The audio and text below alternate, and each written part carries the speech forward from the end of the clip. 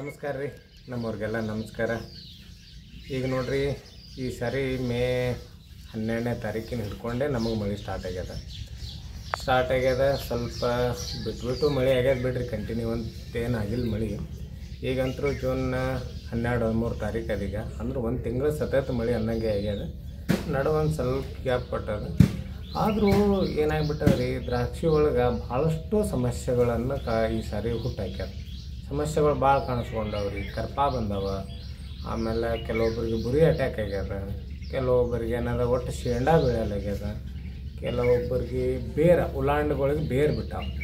ಬೇರು ಬಿಡೋದ್ರಿಂದ ಭಾಳಷ್ಟು ಸಮಸ್ಯೆಗಳು ಅನುಭವಿಸ್ಯಾರ. ಇವೆಲ್ಲ ಭಾಳಷ್ಟು. ಆಮೇಲೆ ಇನ್ನೊಂದು ಸರಿಯಾದ ರೀತಿ ಅಂತ ಪ್ರತಿ ವರ್ಷ ಬರುವಂಗೆ ಕಡ್ಡಿ ಗಟ್ಟಿ ಬಂದಿಲ್ಲ, ಮೆತ್ತಗೆ ಮೃದುವಾಗಿ ಬಂದಾವ. ಅವು ಗರ್ಭ ಸರಿಯಾಗಿ ಆಗಲ್ಲ ಅಂತ ನಮಗೆ ಅನ್ನಿಸ್ತದೆ. ಅದಕ್ಕೆ ಇವೆಲ್ಲ ಒಂದೊಂದು ಪದ್ಧತಿ ಒಳಗೆ ಅವಕ್ಕೊಂದೊಂದೊಂದು ಸಣ್ಣ ಸಿಂಪಲ್ ಸಜೆಷನ್ ಒಳಗೆ ಒಂದು ಔಷಧ ಹೊಡೆದ್ರೆ 2-3 ಕೆಲಸ ಆಗ್ಬೇಕು ರೀ ನಮಗೆ. ಆ ರೀತಿ ನಾವು ಮಾಡ್ಕೊತ ಹೋಗಮಂತ್ರಿ. ಮಾಡಿದ್ರೆ ನಮ್ಗೆ ಸಕ್ಸಸ್ ಆಗ್ತದೆ ಅನ್ನಿಸ್ತದೆ. ಈಗ ಸದ್ಯಕ್ಕೆ ನೋಡ್ರಿ, ಇವತ್ತು ಉಲಾಂಡಿಗೆ ಬೇರು ಬಿಟ್ರೆ, ಆ ಉಲಾಂಡಿಗೇನು ಬೇರು ಬಿಡ್ತದಲ್ಲ, ಆ ಬೇರು ಬಿಡ್ತಂದ್ರೆ ನಮಗೆ ಸಮಸ್ಯೆಗಳು ಏನಾಗ್ತದೆ, ನಾವು ಅದಕ್ಕೆ ಆ ಸಮಸ್ಯೆ ಆಲಾರಂಗೆ ನೋಡ್ಕೋಬೇಕಾದ್ರೆ ಯಾವ ರೀತಿ ಅದಕ್ಕೆ ಬೇಕಾದ ಗೊಬ್ಬರಗಳಾಗಲಿ ಔಷಧಗಳಾಗಲಿ ಅದು ಯಾವ ರೀತಿ ಮ್ಯಾನೇಜ್ಮೆಂಟ್ ಮಾಡಬೇಕು. ಆಮೇಲೆ ಇವೆಲ್ಲವನ್ನು ಈ ವಿಡಿಯೋದಾಗ ವಿಸ್ತಾರವಾಗಿ ತಿಳ್ಕೊಳ್ಳಂಬ್ರಿ. ಇನ್ನೂ ಭಾಳಷ್ಟು ಅದಾವೆ, ಹೇಳ್ತೀನಿ ರೀ. ನಮಗೂ ಸ್ವಲ್ಪ ಟೈಮ್ ಸಿಗೋಲಾಗ್ಯದ. ಹಾಗಾಗಿ ಈ ಬೇರು ಬಿಡೋದ್ರಿಂದ ನಮ್ಗೆ ಏನೆಲ್ಲ ಸಮಸ್ಯೆಗಳಾಗ್ತವೆ ಅನ್ನೋದ್ರ ಬಗ್ಗೆ ಇಲ್ಲಿ ತಿಳ್ಕೊಳ್ಳಂತ್ರಿ. ಈಗ ನೋಡಿರಿ, ನಾ ಇಟ್ಟತನ ಹೇಳ್ದಲ್ಲ ನಿಮ್ಗೆ, ಮೇ 12ನೇ ತಾರೀಕಿಗೆ ಮಳೆ ಸ್ಟಾರ್ಟ್ ಆಗ್ಯದ. ಇವತ್ತು ಜೂನ್ 13 ಅದ. ಒಂದು ತಿಂಗಳ ಸತತ ಮಳೆ ಆಗ್ಯದ. ನಮ್ಮೆಲ್ಲ ಎಂದೂ ರೀಚಾರ್ಜ್ ಆಗ್ಲಾರಂಥ ಬೋರ್ಗಳೆಲ್ಲ ರೀಚಾರ್ಜ್ ಆಗಿಬಿಟ್ಟಾವೆ ಈ ಸಾರಿ. ಹಿಂಗಾಗಿ ಏನದ, ಭಾಳಷ್ಟು ಮಳೆ ಆಗಿರೋದ್ರಿಂದ ನಮ್ಮ ದ್ರಾಕ್ಷಿ ಬೆಳೆಗಾರರಿಗೆ ಒಂದು ಸ್ವಲ್ಪ ಹೊಡೆತು ಬರ್ತದೆ. ಇಲ್ಲಿ ಹೊಡೆತು ಬರ್ತದಂದ್ರೆ ಏನು ರೀ, ಸಮಸ್ಯೆ ಅನುಭವಿಸ್ಬೇಕಾಗ್ತದೆ. ನಾವು ಕೆಲವೊಂದು ರೋಗಗಳಿಗೆ ಎಕ್ಸ್ಟ್ರಾ ಔಷಧಿಗಳು ಹೊಡ್ಕೋಬೇಕಾಗ್ತದೆ. ಕೆಲವೊಂದು ಗರ್ಭಸಟ್ಟ ಮಾಡುವಂಥ ಔಷಧಿಗಳನ್ನು ಚೇಂಜಸ್ ಮಾಡ್ಕೋಬೇಕಾಗ್ತದೆ. ಆಮೇಲೆ ಕೆಲವೊಂದು ಗೊಬ್ಬರಗಳನ್ನು ಹಾಕೋದು ಬಿಡಬೇಕಾಗ್ತದೆ. ಕೆಲವೊಂದು ಏನದ ಕಂಪಲ್ಸರಿ ಹಾಕಬೇಕಾಗ್ತದೆ. ಹಿಂಗೆಲ್ಲ ಸಮಸ್ಯೆ ಇರುವುದರಿಂದ ಏನಾಗ್ಬಿಡ್ತದೆ, ಭಾಳಷ್ಟು ರೈತರು ಏನು ಮಾಡಿರ್ತೀವಿ ರೀ, ನಾವು ಸ್ವಲ್ಪ ನೀರಿನ ಸಮಸ್ಯೆ ಇದ್ದವರು ವಿಶೇಷವಾಗಿ ಏಪ್ರಿಲ್ 20-25 ಹಿಂಗೆ ಚಟ್ನಿ ಮಾಡ್ಕೊಂಡಿರ್ತಾರೆ. ಆಮೇಲೆ ಸ್ವಲ್ಪ ಲೇಟ್ ಮಾಡಿ ಅಕ್ಟೋಬರ್ದಾಗ ಲೇಟ್ ಮಾಡಿ ಚಟ್ನಿ ಮಾಡಿರ್ತಾರಲ್ರಿ. ಈ ಅಕ್ಟೋಬರ್ದಾಗ ಏನದ ಲೇಟ್ ಮಾಡಿ ಚಟ್ನಿ ಮಾಡಿರ್ತಾರೆ. ಅಥವಾ ಶೆಡ್ಡಿನ ಸಮಸ್ಯೆ ಆಗಲಿ, ಅಥವಾ ಪಡ್ದನ ಮಾಲ್ ಜಲ್ದಿ ನಾವು ಕಡ್ದು ಹಾಕ್ಲಾರ್ದೆ ಶುಗರ್ ಬರ್ಲಿಕ್ಕೆ ಲೇಟ್ ಆಗಿ ಹಿಂಗೆಲ್ಲ ಸ್ವಲ್ಪ ದಿನ ಹೋಗಿರ್ತದೆ. ನಾವು ಪ್ಲಾಟಿಗೆ ಒಂದು 20 ದಿನ ರೆಸ್ಟ್ ಬೇಕಲ್ಲ ಅಂತಂದು ಒಂದು ಸ್ವಲ್ಪ ದಿನ ಮುಂದೆ ಹಾಕ್ಕೊಂಡೇ ಇರ್ತೀವಿ. ಮುಂದೆ ಹಾಕ್ಕೊಂಡು ಏಪ್ರಿಲ್ 10, 15, 20 ಅಥವಾ ಏಪ್ರಿಲ್ ತಿಂಗಳ ಎಂಡಿಗೋ ಆಗಲಿ ನಾವು ಚಟ್ನಿ ಮಾಡಿರ್ತೀವಿ. ಈ ವರ್ಷ ಏನಾಗ್ಬಿಟ್ಟದ, ಮಾರ್ಚ್ ತಿಂಗಳದಾಗ, ಇದು ಮಾರ್ಚ್ ಎಂಡಿಗೆ ಏಪ್ರಿಲ್ ಫಸ್ಟ್ ವಾರನಾಗ ಅಂದ್ರೆ 5-6ನೇ ತಾರೀಕಿನ ತನಕ ಯಾರು ಚಟ್ನಿ ಮಾಡ್ಯಾರಲ್ಲ ಅವ್ರಿಗೆ ಒಂದು ಸ್ವಲ್ಪ ಯಾವುದೇ ರೀತಿ ಸಮಸ್ಯೆ ಆಗಿಲ್ಲ. ಯಾಕಂದ್ರೆ ಅವ್ರು ಮಳೆ ಸ್ಟಾರ್ಟ್ ಆಗೋದ್ರಾಗ ಎಣ್ಣೆ ಶೇಂಡ ಹೊಡೆದು ಫುಲ್ ಆಗಿಬಿಟ್ಟದವು. ಅವ್ರಿಗೆ ಯಾವುದೇ ರೀತಿ ಅಂಥ ಸಮಸ್ಯೆ ಆಗಂಗಿಲ್ಲ. ಈಗ ನಾವೇನು ಮಾಡಿದೇವೆ ರೀ, ನಮ್ಮ ಪ್ಲಾಟ್ನೊಳಗೆ ನಮ್ಮ ಪ್ಲಾಟ್ ಒಳಗೆ ಮಾಲ್ ಕಟ್ ಮಾಡೋದೆ. ಮಾಲ್ ಕಟ್ ಮಾಡಲಿಕ್ಕೆ ನಮಗೆ ಮಾರ್ಚ್ 20 ತನಕ ನಮ್ಮ ಪ್ಲಾಟ್ ಒಳಗೆ ಮಾಲ್ ಇತ್ತು ರೀ. ಮುಂದೆ ಒಂದು 20 ದಿವಸ ಗ್ಯಾಪ್ ಕೊಟ್ಟಿವಿ. ಆಮೇಲೆ ನಾವು ಏಪ್ರಿಲ್ 14-15 ಚಟ್ನಿ ಐತಿ ನಮ್ಮದು. ಆಗ ಮುಂದೆ ನಾವೆಲ್ಲ ಬಂದು ಈ ಮಳೆ ಒಳಗೆ ಏನದ ಒಂದೇ ಶೇಂಡ ಮುಗಿಸಿ ಎಣ್ಣೆ ಶೇಂಡ ಜಸ್ಟ್ ಶೇಂಡ ಹೊಡೆದಿದ್ದೀವಿ, ಮಳೆ ಸ್ಟಾರ್ಟ್ ಆಗಿದೆ. ಈಗ ಇಷ್ಟೆಲ್ಲ ಆಯಿತು. ಆ ಟೈಮ್ದಾಗ ನಾವು ಮುಂದೆ ಈ ಕಡೆ ಎಣ್ಣೆ ನಾವು ಕುಳಿ ಚಿಗಿಸ್ಕೋಬೇಕಾದ್ರೆ ಫುಲ್ ಮಳೆ ಸಿಕ್ಬಿಡುತ್ತೆ. ನಮ್ಗೆ ಫುಲ್ ಮಳೆ ಸಿಗೋದ್ರಿಂದ ಏನಾಗ್ಬಿಡ್ತೀರಿ, ಸ್ವಲ್ಪ ಸಮಸ್ಯೆಗಳಾದವ್ರು ನಮ್ಮಲ್ಲಿ. ಏನಾದವಪ್ಪ ಅಂತಂದ್ರೆ ಉಲಾಂಡ್ಗಳಿಗೆ ಆಟೋಮೆಟಿಕ್ ಬೇರೆ ಬೆಳಗ್ಗೆ ಚಾಲೂ ಮಾಡ್ತೀವಿ. ಈಗ ನೋಡ್ರಿ, ನಾವು ಜಾಸ್ತಿ ವಾತಾವರಣದಾಗೂ ಮಳೆ ಆಗ್ಲಕತ್ತಂದ್ರೆ ಆಟೋಮೆಟಿಕ್ ಮಳೆ ನೀರಿನ ಮುಖಾಂತರ ತಪ್ಪಲಿಗೆ ಬಂದು ಭಾಳ ಜಲ್ದಿ ನೈಟ್ರೋಜನ್ ಸಿಕ್ಬಿಡ್ತದೆ ಗಿಡಕ್ಕೆ. ಆಮೇಲೆ ಮಳೆ ಆಗಿ ಭೂಮಿ ಹಸಿಯಾಗಿ ಒಟ್ಟು ಬೇರೆ ಆ್ಯಕ್ಟಿವ್ ಆಗಿ ಎಲ್ಲ ನೈಟ್ರೋಜನ್ ಆಗಲಿ, ಮೈಕ್ರೋ ನ್ಯೂಟ್ರನ್ಸ್ ಗೊಬ್ಬರ ನಾವು ಮೊದಲು ಕೊಟ್ಟಂಥ ಗೊಬ್ಬರ ಆಗಲಿ, ಮತ್ತು ನಾವು ಘಟಕಗಳು ಅಂತೀವಲ್ಲ ರೀ, 7-8 ಘಟಕಗಳು ಮಿಕ್ಸ್ ಮೈಕ್ರೋ ಅಂತೀವಲ್ಲ, ಅವು ಆಗಲಿ ಎಲ್ಲನೂ ಒಮ್ಮೆ ಹೀರ್ಕೊಂಡು ಏನದ ಶೇಂಡಾದ ಗಣಿಕೆ ಅಂದ್ರೆ ಒಂದು ತಪ್ಪಲಿಗೇನು ಇರ್ತದಲ್ಲ, ಅದು ಗ್ಯಾಪ್ ನಾವು ಗಣಿಕೆ ಅಂತೀವಿ. ಅದನ್ನೇನೋ ಉದ್ದ ಬೆಳೆದು ಒಮ್ಮೆ ಸ್ಪೀಡಾಗಿ ಹಳದಿ ವರ್ಣದಾಗಿ ಎದ್ದು ಬಂದುಬಿಡ್ತದೆ. ಅಂಥ ಮೂಮೆಂಟ್ನಾಗ ಏನಾಗಿಬಿಡ್ತದೆ, ಮಳೆ ಒಂದು ಸ್ವಲ್ಪ ಜಾಸ್ತಿ ಆಗಿ ಏನಾಗಿಬಿಡ್ತದೆ ರೀ, ತಪ್ಪಲ ಮೇಲೆ ನೀರು, ಆಮೇಲೆ ಕೆಳಗೆ ಬೇರಿಗೆ ನೀರು, ಆಮೇಲೆ ಮ್ಯಾಲೆ ಮೋಡ ಮುಚ್ಕೊಂಡು ವಾತಾವರಣ. ಅದಕ್ಕೆ ಪತ್ರ ಹರಿತು, ದ್ವಿತೀಯ ಸಂಶ್ಲೇಷಣೆ ಕ್ರಿಯೆ ಮಾಡಲಿಕ್ಕೆ ಟೈಮ್ ಸಿಗಂಗಿಲ್ಲ, ಅದಕ್ಕೆ ಬಿಸಿಲು ಸಿಗಂಗಿಲ್ಲ. ಈಗ ವಿಶೇಷವಾಗಿ ನಮ್ಮ ಕಡ್ಡಿ ಮಾಡೋ ಟೈಮಿಂಗ್ ಒಳಗೆ ಬಿಸಿಲು ಎಷ್ಟು ಬೇಕಪ್ಪ ಅಂತಂದ್ರೆ, ಸೂರ್ಯನ ಕಿರಣಗಳು ಡೈರೆಕ್ಟ್ ನಮ್ಮ ತಪ್ಪಲಿಗೆ ಯಾವ ಡಿಗ್ರಿ ಒಳಗೆ ಬೇಕಂದ್ರೆ ಮಿನಿಮಮ್ ನಾವು 40, 42, 43 ಡಿಗ್ರಿ ಬಿಸಿಲಿನ ಒಳಗೆ ಮಾಡ್ತಿರ್ತೀವಿ ಕಡ್ಡಿ. ಅಂಥದ್ರಾಗ ಎಲ್ಲ ಕೂಡಿಗೆಟ್ರಿ 17, 18, 25, ಲಾಸ್ಟ್ 30 ಡಿಗ್ರಿ ತನಕ ಬಿಸಿಲದ. ಈಗ ಈ ಕಡೆ ನಾವೇನು ಮಳೆ ಐತಲ್ಲ ಈ ಕಡೆ ಈ ರೀತಿ ಬಿಸಿಲು ಇರೋದ್ರಿಂದ ಮತ್ತು ಒಳಗೆ ಒಂದೊಂದು ದಿವಸ 2-2 ದಿವಸ ಒಟ್ಟು ಬಿಸಿಲೇ ಇಲ್ಲ, ಮೋಡ ಮುಚ್ಕಿದ ವಾತಾವರಣ ಅದ. ಮತ್ತು ಅದು ಆಟೋಮೆಟಿಕ್ ಆಹಾರ ತಯಾರು ಇಲ್ಲಿ ಮಾಡ್ಕೊಳ್ಬೇಕು ರೀ. ಆಮೇಲೆ ಸ್ವಲ್ಪ ಇಲ್ಲ ನಿನ್ನೆ ಮಳೆ ಆಗ್ಯ ತಗೋ ತಂದು ಒಳಗೊಬ್ಬ ರೈತರು ನೀರು ಬಿಡೋಂಗಿಲ್ಲ 3-4 ದಿವ್ಸಗಟ್ಟಲೆ. ಆ ಟೈಮ್ದಾಗೂ ಭಾಳಷ್ಟು ನಮ್ಗೇನಾಗಿಬಿಡ್ತದೆ ರೀ, ಗಿಡ ಏನು ಮಾಡ್ತದೆ, ಆಹಾರ ಕಮ್ಮಿ ಬಿದ್ದು ಬಿಡ್ತದೆ. ಕಮ್ಮಿ ಬೆಳೆನ ಆಟೋಮೆಟಿಕ್ ತಂಪು ವಾತಾವರಣಕ್ಕೆ ಎಲ್ಲಿ ಬೇಕಾದಲ್ಲಿ ಬೇರು ಬಿಡ್ಲಿಕ್ಕೆ ಚಾಲೂ ಮಾಡ್ತದೆ. ಈ ಬೇರೆ ಯಾವ ರೀತಿ ಬಿಡ್ತದೆ ಅಂದರೆ ಜಾಸ್ತಿ ಉಲಾಣ್ಗಳು ಬಿಡ್ತಿರ್ತದೆ. ಈ ಉಲಾಣ್ಗಳು ನಾವು ಕಟಿಂಗ್ ಮಾಡಿರ್ತೀವಲ್ಲ, ಆ ಜಗನಾಗ ನಮಗೆ ಕುಳಿಯೋದು ಬರ್ತಿರ್ತದೆ. ಅದೇ ಜಗನಾಗೆ ನಮಗೇನದ ಯಾವುದು ತಪ್ಪಲ ಸ್ಪೀಡ್ ಕುಳಿ ಹೋಗ್ಬೇಕಾಗಿರ್ತದೆ, ಅದನ್ನೇನು ಮಾಡ್ತದೆ ಬೇರು ಬಿಡಿಸಿ ಅಲ್ಲಿ ಆಹಾರ ತಯಾರು ಮಾಡ್ಕೊಂಡು. ಯಾಕಂದ್ರೆ ತೆಳಗಿನ ಬೇರೆ ನೀವು ಹಡ್ಡಿ ನೋಡಿರ್ಬೇಕು. ನಾವು ಭಾಳಷ್ಟು ರೈತರು ಕೇಳೋಣ ಫಸ್ಟಿಗೆ ನಮ್ಮ ಚೆಂಡ ಓಡಲ್ಲಾಗ್ಯದನ, ನೀವು ಮೊದಲು ಬೇರು ಹಡ್ಡಿ ತಂದೀನಿ ನಾವು.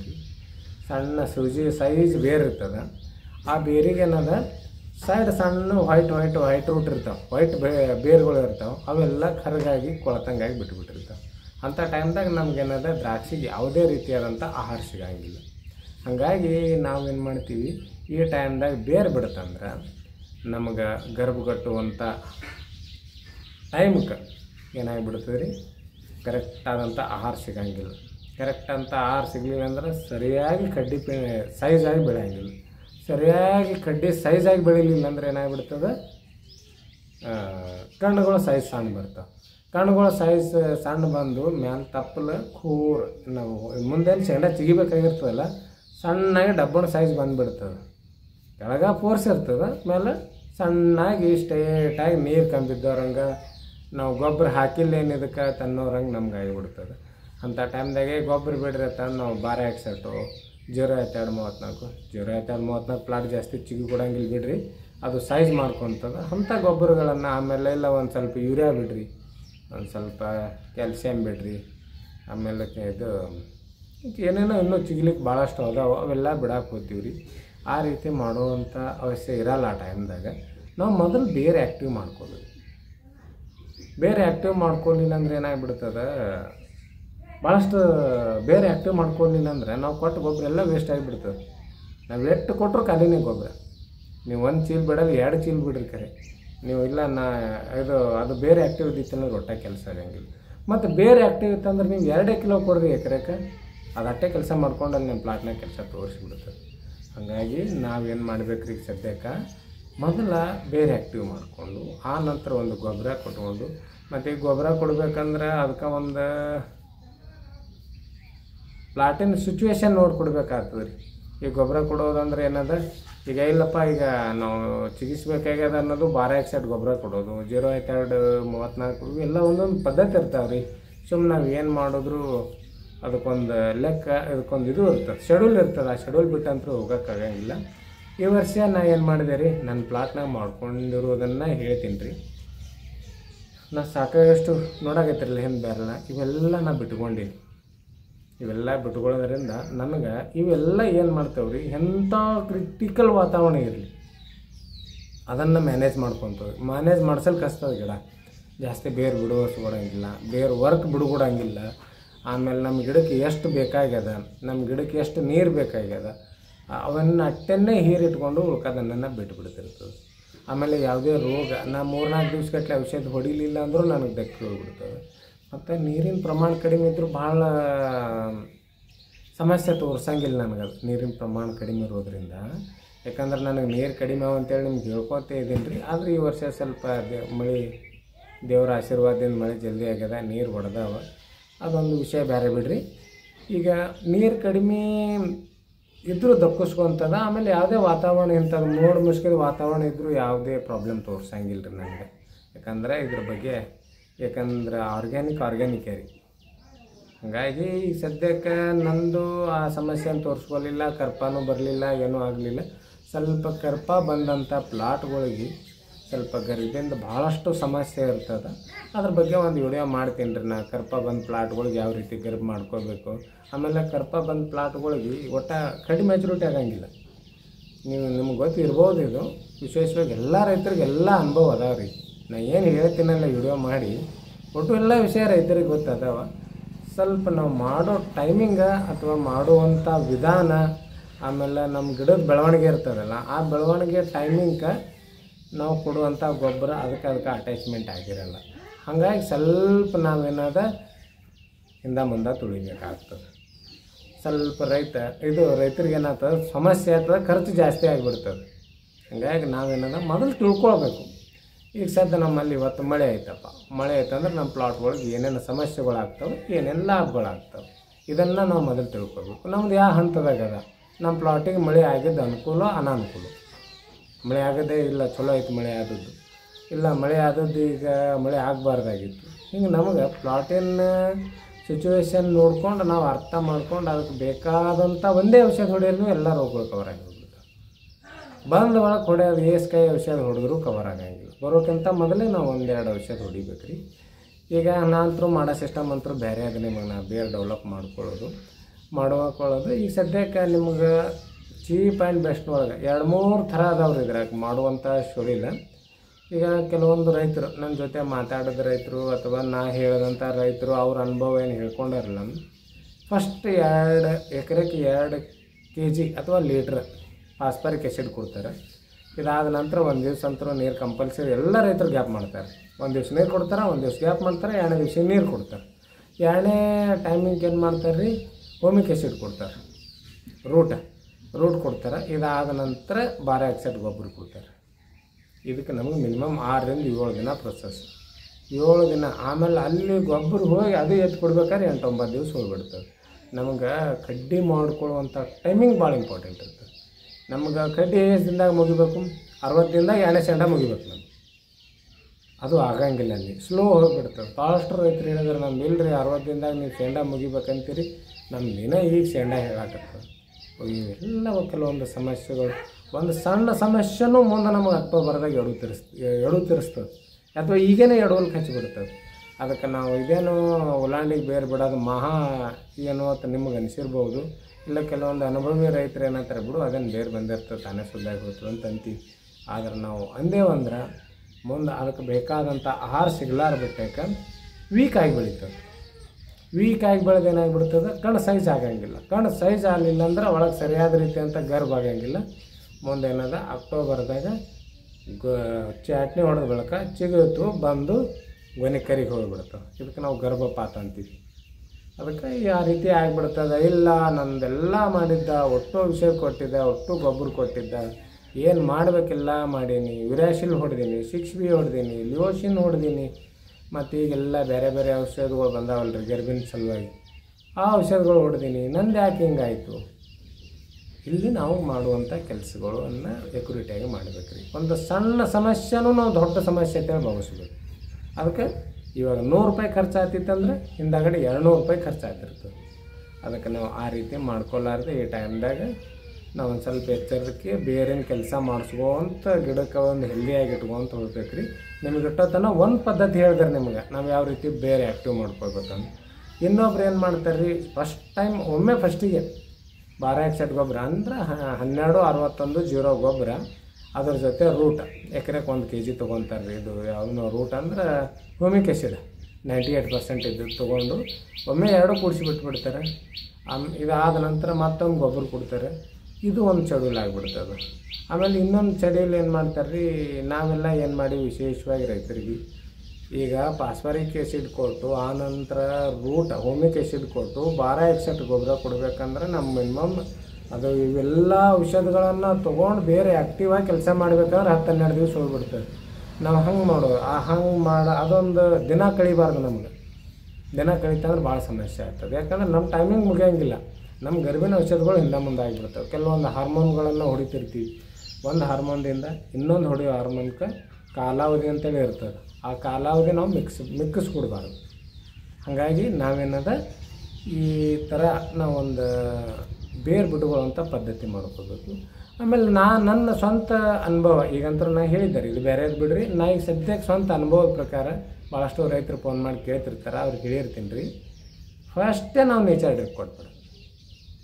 ಮೊದಲ ಈಗ ನಾವು ಡೈಲಿ ಒಂದು ದಿನ ಬಿಟ್ಟು ಒಂದಿನ ನಾವೇನಾದ್ರು 2 ತಾಸು ನೀರು ಬಿಡ್ತಿದ್ದೇವೆ ಅಂದರೆ ಅವತ್ತು ಒಂದು ಸ್ವಲ್ಪ ನೀರು ಜಾಸ್ತಿ ತೊಗೊಳೋದು, 2.5 ತಾಸು ನೀರು ತೊಗೊಳ್ಳೋದು. 2.5 ತಾಸು ನೀರು ತೊಗೊಂಡು ಏನು ಮಾಡೋದು ರೀ, ಮೊದಲ 1 ಎಕರೆಗೆ 200 ಗ್ರಾಮ್ ನೇಚರ್ ಡ್ರಿಪ್ ತೊಗೊಳ್ಳೋದು. ಇನ್ನೂ ಅದಾವೆ ರೀ, ಇದ್ರೊಳಗೆ ಇನ್ನೂ ಕಮ್ಮಿ ರೇಟ್ನಾಗ ಅದಾವೆ. ಮತ್ತು ಬಟ್ ಅವು ಕಂಪ್ನಿ ಅವು ಇದ್ರ ಮೇಲೆ ರೇಟಿನ ಮೇಲೆ ಅವು ಬೇರೆ ಹೋಗ್ತಾವೆ. ಈಗ ಒಂದು ಸ್ವಲ್ಪ ಎಲ್ಲಕ್ಕಿಂತಲೂ ಕಾಸ್ಟೇ ಆಗುತ್ತೆ ಇದು ನೇಚರ್ ಡ್ರಿಪ್. ಆದರೂ ನಾವು ಇಲ್ಲೊಂದು 10 ರೂಪಾಯಿ ಮುಖ ನೋಡಬಾರ್ದು, ಯಾಕಂದ್ರೆ ನಮ್ಗೆ ಕ್ವಿಕ್ ಬೇಕಾಗ್ಯದ. ಹಾಗಾಗಿ ನಾವು ಇಲ್ಲಿ ಏನದ ನೇಚರ್ ಡ್ರಿಪ್ಪನ್ನು ಏನದ 1 ಎಕರೆಗೆ 200 ಗ್ರಾಮ. ಇದ್ರ ಜೊತೆ ಹಾರ್ಮೋನ್ಗಳು ಡಬಲ್ ಆಗಬೇಕು ನಮಗೆ.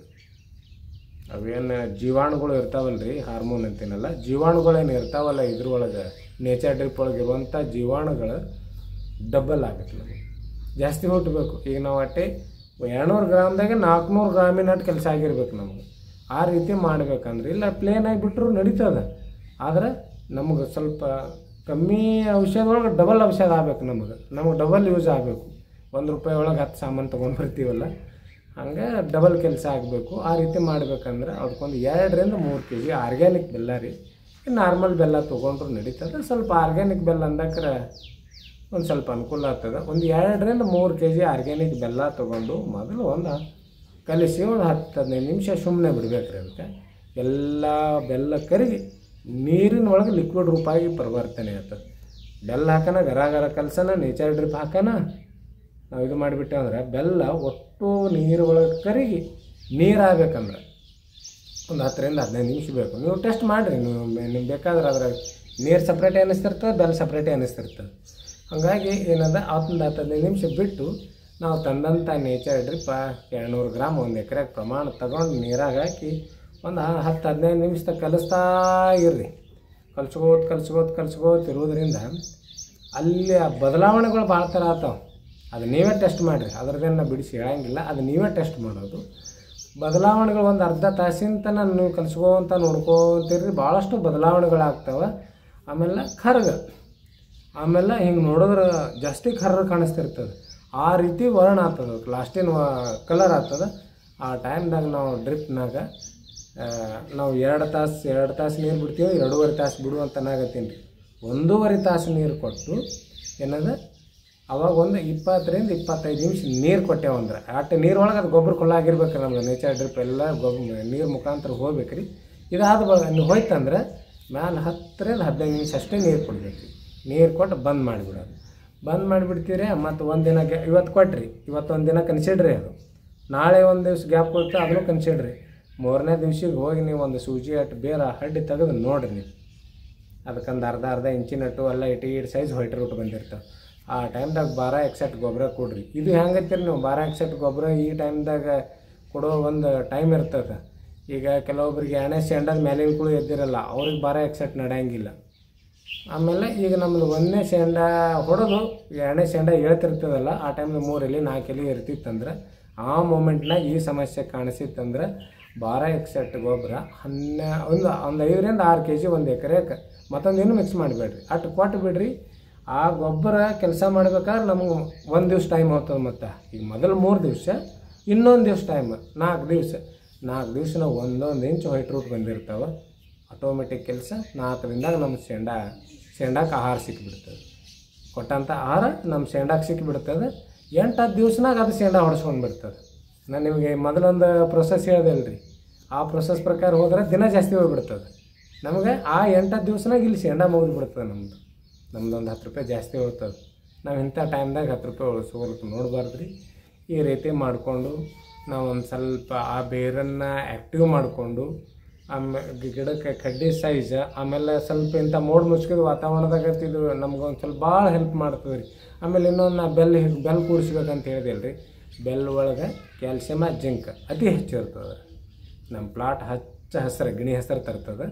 ಆಮೇಲೆ ಏನದು ಪ್ಲಾಟಿಗೆ ಬೇಕಾದಂಥ ಗೊಬ್ಬರ ಕ್ಯಾಲ್ಸಿಯಂ ಅನ್ನೋದು ಆಟೋಮೆಟಿಕ್ ಒದಗಿಸ್ತದೆ. ನಾವು ಕಡ್ಡಿ ಗುಂಡಾಗಿ ಸೈಜಾಗಿ ಕಣ್ಣು ಸೈಜ್ ಬರ್ಲಿಕ್ಕೆ ಭಾಳಷ್ಟು ನಮ್ಮ ಗರ್ಭಧಾರಣೆ ಆಗಲಿಕ್ಕೆ ಕ್ಯಾಲ್ಸಿಯಮ್ ಜಿಂಕ ಭಾಳ ಹೆಲ್ಪ್ ಮಾಡ್ತಿರ್ತದೆ. ಇದು ಆರ್ಗ್ಯಾನಿಕ್ ರೂಪ ಒಳಗೆ ಭೂಮಿಗೆ ಸಿಗ್ತದೆ. ಮುಂದೆ ಹೋಗಿ ನಾವು ಕೆಮಿಕಲ್ಸ್ ನಾವು ಗೊಬ್ಬರ ಕೊಡಲೇಕ್ರಿ ನಡೀತದೆ. ಇಲ್ಲಿ ಜೀವಾಣುಗಳು ಹುಟ್ಟಿರ್ತಾವಲ್ಲ, ಸ್ವಲ್ಪ ಕೊಡೋದ್ರಿಂದ ಏನಾಗಲ್ಲ. ಈ ರೀತಿ ಮಾಡಿ ನಾವು ಆ ಬೇರಿನ ಸಮಸ್ಯೆ ಇನ್ನೊಂದು ರೀ, ನನಗೆ ಭಾಳಷ್ಟು ಫೋಟೋಗಳು ಬಂದಾವೆ, ನಿಮಗೆ ತೋರಿಸ್ತೇನೆ ರೀ. ಆ ಫೋಟೋಗಳು ಲಾಸ್ಟಿಗೆ ಇರ್ತಾವೆ. ನಾವು 5 ಇಲಿಗೆ ಶೆಂಡ ಹೊಡೆದೀವಿ, ಅದ್ರ ಮುಂದೆ ಚಿಗ್ತು ಬಂದಿರ್ತದಲ್ಲ, ಆ ಚಿಗ್ತು ಜಗನಾಗ ಸಹಿತ ಬೇರೆ ಬಂದವ್ರು ಭಾಳಷ್ಟು ರೈತರು. ಕೆಳಗಂತರೂ ಒಂದೊಂದು ಚೋಟಿ ಅದಾವೆ, 3-4 ಇಂಚ್ ಬೇರೆ ಅದಾವೆ. ಅಟ್ಟು ಬರೋ ತನ ಬಿಡಬೇಡ್ರಿ, ಯಾಕಂದ್ರೆ ನಾವು ಸಮಸ್ಯೆ ಈ ಭಾಳ ಇರ್ತದೆ. ಆಮೇಲೆ ಎಲ್ಲ ನಾವು ವ್ಯಾಪಾರಸ್ಥರು ಏನು ಹೇಳಾಕತ್ತಾರೆ, ಇನ್ನೂ 1 ವರ್ಷ ಸೇಮ್ ರೇಟ್ ಉಳಿತದೆ.